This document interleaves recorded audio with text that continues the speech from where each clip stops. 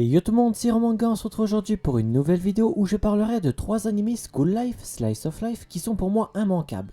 Sound Euphonium. Au collège, Omae Kumiko jouait de l'euphonium et était même très douée, elle faisait partie d'une fanfare. Mais quand son club n'a pas réussi à atteindre le concours national, elle décide d'abandonner et de partir dans un lycée où elle ne croiserait personne de son collège. Mais la vie a fait qu'elle se retrouve avec Kosaka Reina, une fille de son collège encore frustrée par leur défaite. Kumiko décidera avec ses nouvelles amies de rejoindre le club de musique et de rejouer de l'euphonium après avoir été convaincue. Mais seulement quelques personnes sont motivées pour participer au concours national. Heureusement, cette année, un nouveau professeur est en charge du club. Au premier abord, c'est une personne sympa, mais quand il s'agit de musique, il n'hésite pas à forcer les élèves à faire de nombreuses fois le même exercice, jusqu'à ce qu'ils y arrivent et dit toujours le fond de sa pensée, quitte à critiquer ceux qui ne font pas d'efforts. Le club visera alors le concours national, jusqu'à alors inenvisageable pour ce lycée. Un animé sur le thème de la musique où on suivra leur quotidien, leurs entraînements. Ce qu'il faut savoir, c'est que des élèves du club n'ont pas forcément de bonnes relations entre elles, ce qui conduira à certaines disputes. Surtout entre personnages clés, ceux qui sont importants, ça nous permettra d'en apprendre plus sur leur passé, les raisons pour lesquelles ils ont commencé la fanfare, ils ont chacun un objectif à accomplir. Un anime qui mélange à la fois la musique et relations sociales. C'est très intéressant à suivre et je ne me suis ennuyé à aucun moment. L'anime a 2 saisons de 13 épisodes ainsi qu'un film de 1h41 à voir après la saison 2. Une suite a été annoncée il y a plus d'1 an, on ne sait pas si c'est un film ou une saison 3, ça n'a pas encore été dévoilé. Il touche par genre comédie, drame, school life, slice of life et pour thème amitié, club, école, musique et quotidien. Les 2 saisons sont sur Crunchyroll et le film est uniquement disponible en streaming.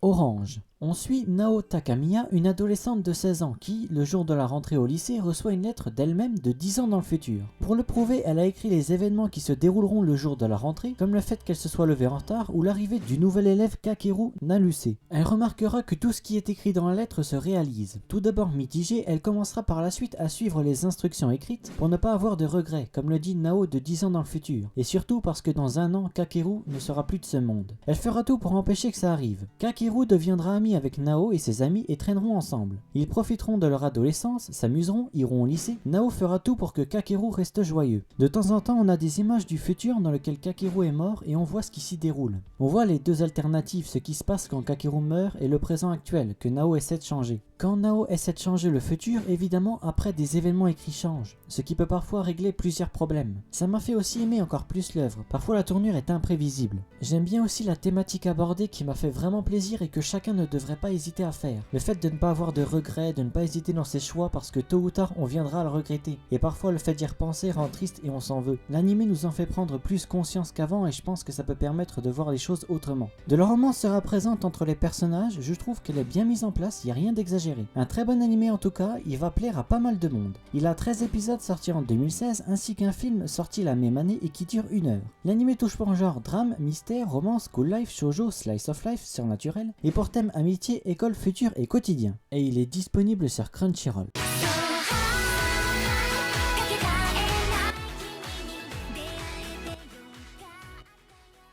Harukana Receive. Comme beaucoup aiment IQ, je pense que cet anime va vous attirer. Ce n'est pas aussi bien que IQ bien sûr, mais personnellement c'était loin d'être mauvais. Haruka Ozora est en 2e année de lycée. Elle vient d'emménager à Okinawa chez sa grand-mère et sa cousine pour certaines raisons. Un jour, elle rencontrera Tachibana Ayasa et Toi Nalumi du même âge qu'elle, en train de jouer au beach volley. Elle s'y essaiera pour tester. Elle développera une passion pour ce sport et décidera de s'y entraîner avec sa cousine Iga Kanata qui pratiquait le beach volley mais a décidé d'arrêter à cause de sa petite taille, qui fait évidemment défaut dans ce sport.